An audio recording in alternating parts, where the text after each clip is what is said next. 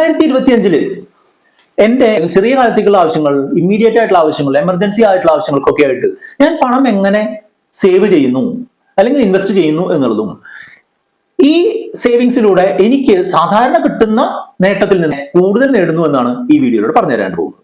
ഞാൻ സുബീഷാണ്. റുപ്പിമംഗ് എന്ന് പറഞ്ഞ യൂട്യൂബ് ചാനലിലൂടെയും റുപ്പിമംഗ് എന്ന് പറഞ്ഞ വാട്സ്ആപ്പ് സർവീസിലൂടെയും പേഴ്സണൽ ഫിനാൻസുമായി ബന്ധപ്പെട്ട കാര്യങ്ങൾ പറഞ്ഞിരുന്നു ഞാൻ. നമ്മൾക്ക് ഇക്വിറ്റി നിക്ഷേപങ്ങൾ മാത്രം പോരാ. കാരണം എന്താണെന്ന് വെച്ചാൽ ഇക്വിറ്റി മ്യൂച്വൽ ഫണ്ടുകളായാലും സ്റ്റോക്കുകളിലായാലും അതിന്റെ ഒരു നേട്ടം കൂടുതൽ കിട്ടാനുള്ള സാധ്യതയുണ്ട് എന്നുണ്ടെങ്കിലും അതിന്മേൽ ഈ ചെറിയ കാലത്തേക്ക് വളരെ വലിയ രീതിയിലുള്ള നഷ്ടസാധ്യതയും ഉണ്ട് എന്നുള്ളത് നിങ്ങൾ മറക്കരുത്. അതുകൊണ്ട് തന്നെ നമ്മുടെ കയ്യിലുള്ള മൊത്തം പണവും സ്റ്റോക്കുകളിലും മ്യൂച്വൽ ഫണ്ടുകളും കീപ്പ് ചെയ്ത് കഴിഞ്ഞാൽ നമുക്ക് എന്തെങ്കിലും ഒരു അത്യാവശ്യം വന്നു കഴിഞ്ഞാൽ നമ്മൾ നഷ്ടത്തിൽ ചിലപ്പോൾ ഈ സ്റ്റോക്കുകളും മ്യൂച്വൽ ഫണ്ടുകളും വിറ്റ് മാറേണ്ടതായിട്ട് വരും. ഉദാഹരണമായിട്ട് പറയുകയാണെന്നുണ്ടെങ്കിൽ 2025 മാർച്ച് മാസത്തിൽ എനിക്ക് എന്റെ പുതിയ വീടിന്റെ ഫർണിച്ചറുകൾ വാങ്ങുന്നതിനായിട്ട് ഒരു 5 ലക്ഷം രൂപയുടെ ആവശ്യമുണ്ട് എന്ന് കരുതുക. ഈ 5 ലക്ഷം രൂപ എനിക്ക് എന്റെ ബോണസ് എന്നുള്ള രീതിയിൽ കഴിഞ്ഞ വർഷം ഏപ്രിൽ മാസത്തിൽ എനിക്ക് കിട്ടിയിട്ടുണ്ട്.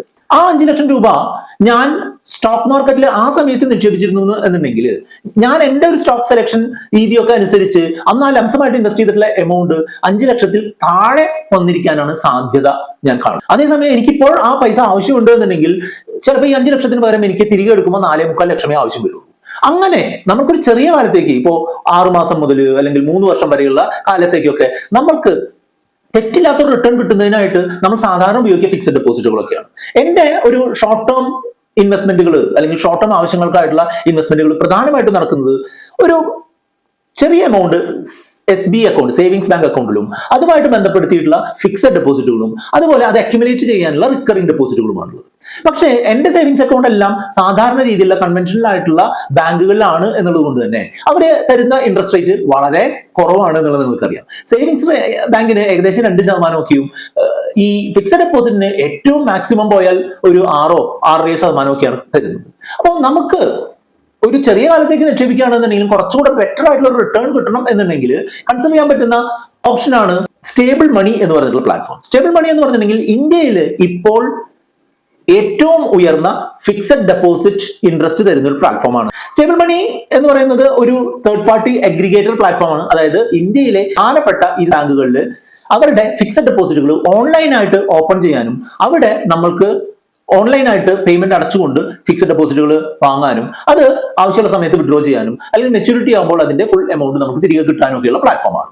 തേർഡ് പാർട്ടി ആപ്ലിക്കേഷൻ ആണ് എന്നുണ്ടെങ്കിൽ നമുക്ക് ഇതിൽ യാതൊരു വിധത്തിലും പേടിക്കേണ്ട കാര്യമില്ല എന്നുള്ളത് നിങ്ങൾ ആദ്യമേ മനസ്സിലാക്കുക. കാരണം എന്താണെന്ന് വെച്ചാൽ നമ്മൾ ഇൻവെസ്റ്റ് ചെയ്യുന്നത് അതാത് ബാങ്കിൽ തന്നെയാണ്. ഒരു ഉദാഹരണം പറയുകയാണെന്നുണ്ടെങ്കിൽ നമ്മൾ ഇൻവെസ്റ്റ് ചെയ്ത് കഴിഞ്ഞാൽ നമ്മൾക്ക് ആ ബാങ്കിന്റെ SMS-ഉം ആ ബാങ്കിൽ നിന്ന് ഫിക്സഡ് ഡെപ്പോസിറ്റിന്റെ റെസിപ്റ്റ് ഒരു സോഫ്റ്റ് കോപ്പി രീതിയിൽ ഇമെയിലായിട്ട് ലഭിക്കും. അതായത് നാളെ ഈ സ്റ്റേബിൾ മണി പ്ലാറ്റ്ഫോം ഇല്ല എന്നുണ്ടെങ്കിലും നമുക്ക് അതാത് ബാങ്കിന്റെ ബ്രാഞ്ചിലോ അല്ലെങ്കിൽ അവരുടെ കസ്റ്റമർ കെയറിനെ കോൺടാക്ട് ചെയ്ത് കഴിഞ്ഞാൽ അതിൽ നിന്നുള്ള റിഡംഷൻ അല്ലെങ്കിൽ അതിൽ നിന്ന് വിഡ്രോവല് എല്ലാം കൃത്യമായിട്ട് കിട്ടും. അത് മാത്രമല്ല ഈ പറയുന്ന ബാങ്കുകൾ എല്ലാം തന്നെ deposit insurance credit guarantee corporation എന്ന് പറഞ്ഞിട്ടുള്ള ഒരു ഇൻഷുറൻസ് സംവിധാനം, RBIയുടെ ഇൻഷുറൻസ് സംവിധാനത്തിന് അണ്ടറിൽ വരുന്നതാണ് എന്നുള്ളതുകൊണ്ട് തന്നെ നമ്മൾ ഓരോ ബാങ്കിലും നിക്ഷേപിക്കുന്ന 5 ലക്ഷം രൂപ വരെയും ഉള്ള പണം സുരക്ഷിതമായിരിക്കും എന്നുള്ളത് ഇവിടെ മനസ്സിലാക്കാം. സാധാരണ ബാങ്കിൽ തരുന്ന അതേ സുരക്ഷയോടുകൂടി നമുക്ക് ഒരു ഉയർന്ന ഇൻട്രസ്റ്റ് ഈ കാണുന്നത് പോലെ 9.5% സീനിയർ സിറ്റിസൺസിന് കൊടുക്കുന്ന ഏറ്റവും മികച്ച ഇൻട്രസ്റ്റ്. അതുപോലെ സാധാരണക്കാർക്ക് 9% വരെയൊക്കെ ഇൻട്രസ്റ്റ് റേറ്റ് കൊടുക്കുന്ന ബാങ്കുകളുമുണ്ട്. ഇൻട്രസ്റ്റ് കൂടുതലായിട്ട് നമുക്ക് ലഭിക്കുന്നതിനായിട്ട്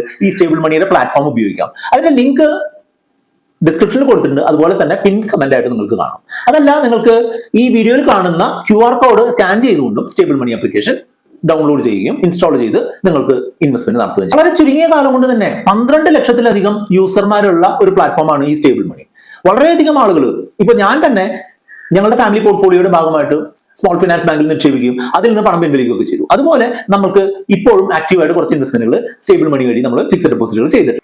അപ്പൊ നിങ്ങൾ വിചാരിക്കും നമ്മൾ FD ഇടുന്നതിന് ബാങ്കുകളിൽ നേരിട്ട് പോകണ്ടേ അല്ലെങ്കിൽ അവിടെ സേവിങ്സ് അക്കൗണ്ട് വേണ്ടേ? അതൊക്കെ പണ്ടത്തെ കാലമാണ്. ഇപ്പൊ സ്റ്റേബിൾ മണി ഉപയോഗിച്ചാണെന്നുണ്ടെങ്കിൽ നിങ്ങൾക്ക് ഒരു ബാങ്കിലും പോവാതെ നേരിട്ട് ആ ബാങ്കിന്റെ സേവിങ്സ് അക്കൗണ്ട് ഇല്ലെങ്കിലും നേരിട്ട് ഫിക്സഡ് ഡെപ്പോസിറ്റുകൾ നിങ്ങളുടെ UPI വഴിയോ നെറ്റ് ബാങ്കിങ് വഴിയോ ഒക്കെ ഇൻവെസ്റ്റ് ചെയ്യാനുള്ള ഓപ്ഷൻ ഉണ്ട് എന്നുള്ളത് നിങ്ങൾ മനസ്സിലാക്കിയിരിക്കുന്നത് നന്നായി. ഇങ്ങനെ സ്റ്റേബിൾ മണി വഴി നിക്ഷേപിച്ചിട്ടുള്ള ഫിക്സഡ് ഡെപ്പോസിറ്റുകൾ പിൻവലിക്കാനോ അതല്ലെങ്കിൽ അത് മെച്ചൂർ ആകുമ്പോൾ അതിന് പണം കിട്ടുന്നതിനോ ബ്രാഞ്ചിനെ കോൺടാക്ട് ചെയ്യേണ്ട കാര്യമൊന്നുമില്ല. കാരണം എന്താണെന്ന് വെച്ചാൽ ഒരു ഫിക്സഡ് ഡെപ്പോസിറ്റ് മെച്ചൂർ ആവുന്ന അന്ന് തന്നെ നിങ്ങൾക്ക് നിങ്ങളുടെ ബാങ്ക് അക്കൗണ്ടിലേക്ക് അതിന്റെ മുതലും പലിശയും വരും. അതോടൊപ്പം തന്നെ ഇതിലെ ചില ബാങ്കുകൾ പെനാൽറ്റി ഇല്ലാതെ നിങ്ങൾക്ക് പണം മുൻകൂറായി പിൻവലിക്കാനുള്ള സംവിധാനങ്ങളും തരുന്നുണ്ട്. വളരെ സേഫ് ആയിട്ടും വളരെ ഈസി ആയിട്ടും ബാങ്കുകളുടെ ഇൻട്രസ്റ്റ് റേറ്റുകൾ കമ്പയർ ചെയ്ത് ഏറ്റവും മികച്ച ഇൻട്രസ്റ്റ് റേറ്റ് ഉള്ള ബാങ്കിനെയോ അല്ലെങ്കിൽ ഏറ്റവും സേഫ്റ്റി ഉള്ള ബാങ്കിനെയോ കൺസിഡർ ചെയ്തുകൊണ്ട് സേഫ് ആയിട്ട് ഡെപ്പോസിറ്റ് ഇൻഷുറൻസ് ക്രെഡിറ്റ് ഗ്യാരണ്ടി കോർപ്പറേഷന്റെ 5 ലക്ഷം രൂപ വരെയുള്ള ഇൻഷുറൻസ് ഉപയോഗിച്ച്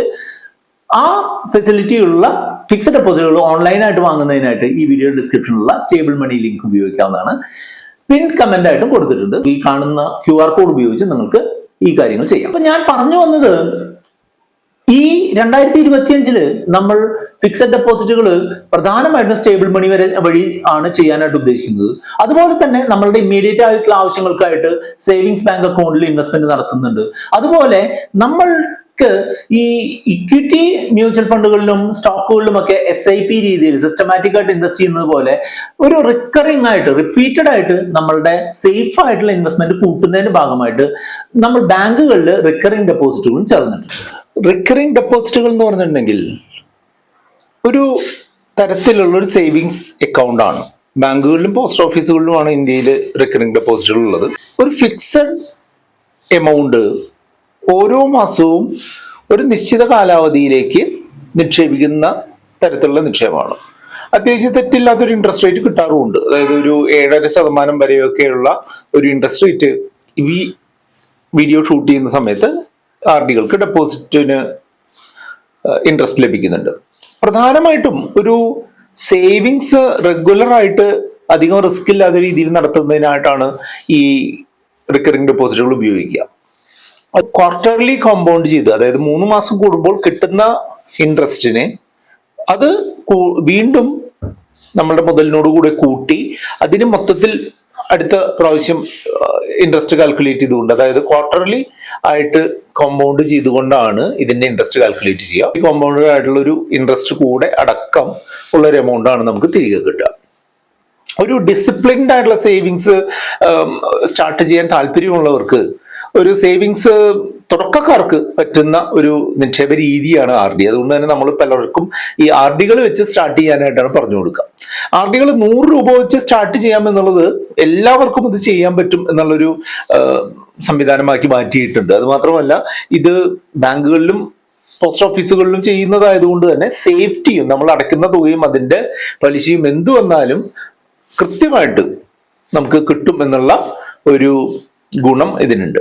ഈ ഫിക്സഡ് ഡെപ്പോസിറ്റുകളും സേവിങ്സ് അക്കൗണ്ടും RDക്കും പുറമെ ഞാൻ കുറച്ച് എമൗണ്ട് ഡെറ്റ് മ്യൂച്വൽ ഫണ്ടുകളും ലിക്വിഡ് മ്യൂച്വൽ ഫണ്ടുകളും വഴി നിക്ഷേപിക്കാനായിട്ട് ഉദ്ദേശിക്കുന്നുണ്ട്. വലിയ റിസ്ക് എടുക്കാൻ സാധിക്കാത്ത ആളുകൾക്ക് ഫിക്സഡ് ഡെപ്പോസിറ്റിനെ ഒക്കെ അത്രയും ഒരു എമൗണ്ട് നമുക്ക് ഫ്ലെക്സിബിൾ ആയിട്ട് ഇൻവെസ്റ്റ് ചെയ്തുകൊണ്ട് തുടർച്ചയായിട്ടുള്ള നിക്ഷേപം വഴിയോ അല്ലെങ്കിൽ ഒറ്റ തവണ നിക്ഷേപം വഴിയോ ഒക്കെ ഒരു കോർപ്പസ് അക്യുമുലേറ്റ് ചെയ്യാൻ പറ്റുന്ന ഒരു രീതിയാണ് ഡെറ്റ് മ്യൂച്വൽ ഫണ്ടുകൾ പ്രൊവൈഡ് ചെയ്യുന്നത്. മണി മാർക്കറ്റ് ഇൻസ്ട്രുമെന്റുകളിലും ബോണ്ടുകളിലും കടപ്പത്രങ്ങളിലും ഒക്കെ നമ്മൾ ഇൻവെസ്റ്റ് ചെയ്യുന്ന തുക ഒരു ഫണ്ട് മാനേജർ ഇൻവെസ്റ്റ് ചെയ്യുകയാണ് ഈ ഡെറ്റ് മ്യൂച്വൽ ഫണ്ടുകളിൽ ചെയ്യുന്നത്. അതുകൊണ്ട് തന്നെ താരതമ്യേന കുറഞ്ഞ റിസ്ക് ഉള്ള ഒരു ഫണ്ടുകളാണ് ഈ ഡെറ്റ് മ്യൂച്വൽ ഫണ്ടുകൾ എന്ന് തീർത്തും പറയാം. അത് മാത്രമല്ല, നമ്മൾക്ക് കിട്ടാൻ സാധ്യതയുള്ള ഒരു എമൗണ്ട് എന്നുള്ളത് ഫിക്സഡ് ഡെപ്പോസിറ്റിനോ അനുബന്ധിച്ചുള്ള അല്ലെങ്കിൽ അതിനോട് അടുത്തുള്ള ഒരു ഇൻട്രസ്റ്റ് നമുക്ക് റെഗുലർ ആയിട്ട് കിട്ടാനുള്ള ഒരു സാധ്യതയും ഇത് പ്രൊവൈഡ് ചെയ്യുന്നുണ്ട്. ഏറ്റവും പ്രധാനപ്പെട്ട ഗുണം എന്താണെന്ന് വെച്ചാൽ, നമുക്ക് ആവശ്യമുള്ള സമയത്ത് ഇത് പണമാക്കി മാറ്റാൻ അല്ലെങ്കിൽ ലിക്വിഡിറ്റി ഇതിന് കൂടുതലാണ് എന്നുള്ളതാണ്. നിങ്ങൾക്ക് ഒറ്റത്തവണയായിട്ടൊരു നിക്ഷേപം നടത്തുന്നതിനായിട്ട് ഫിക്സഡ് ഡെപ്പോസിറ്റുകൾ പോലെ ചെയ്യാൻ സാധിക്കുന്ന ഡെറ്റ് മ്യൂച്വൽ ഫണ്ടുകളുണ്ട്. പക്ഷെ നിങ്ങൾ എപ്പോഴും മനസ്സിലാക്കേണ്ടത്, ഡെറ്റ് മ്യൂച്വൽ ഫണ്ടുകൾ 100% ഉറപ്പ് എന്ന് പറയാനായിട്ട് പറ്റില്ല. പക്ഷെ അതിന് അതിൻ്റെതായിട്ടുള്ള റിസ്കുകളുണ്ട്. ഉദാഹരണമായിട്ട് പറയുകയാണെങ്കിൽ interest rate risk, credit risk, inflation risk ഒക്കെ അതിൽ ഷോർട്ട് ടേം ഡെപ്പോസിറ്റുകളിൽ ഫിക്സഡ് ഡെപ്പോസിറ്റുകളുടെ കൂടെ തന്നെ ഉപയോഗിക്കാൻ പറ്റുന്ന രീതിയാണ് ഡെറ്റ് മ്യൂച്വൽ ഫണ്ട് എന്ന് പറഞ്ഞു തന്നു എന്ന് മാത്രം. പ്രധാനമായിട്ടും 3 തരത്തിലുള്ള എമൗണ്ട് ആണ് ഇത്തരം കാര്യങ്ങൾക്കായിട്ട് ഉപയോഗിക്കുന്നത്. ഒന്ന്, എമർജൻസി ഫണ്ട് എന്നുള്ള രീതിയിൽ, അതായത് നമ്മൾക്ക് ഒരു ഫാമിലിയിൽ ഉണ്ടാകുന്ന എന്തെങ്കിലും എമർജൻസിയോ അല്ലെങ്കിൽ നമ്മളുടെ എന്തെങ്കിലും നമ്മൾ അൺഎക്സ്പെക്ടഡ് ആയിട്ടുള്ള കാര്യങ്ങൾ കൊണ്ട് പണത്തിന്റെ ആവശ്യം വരികയാണെന്നുണ്ടെങ്കിലുള്ള എമർജൻസി കാര്യങ്ങൾ. അതുപോലെ അടുത്ത 3 വർഷത്തേക്ക് നമുക്ക് ആവശ്യം വന്നേക്കാവുന്ന പ്ലാൻഡ് ആയിട്ടുള്ള എക്സ്പെൻസ്.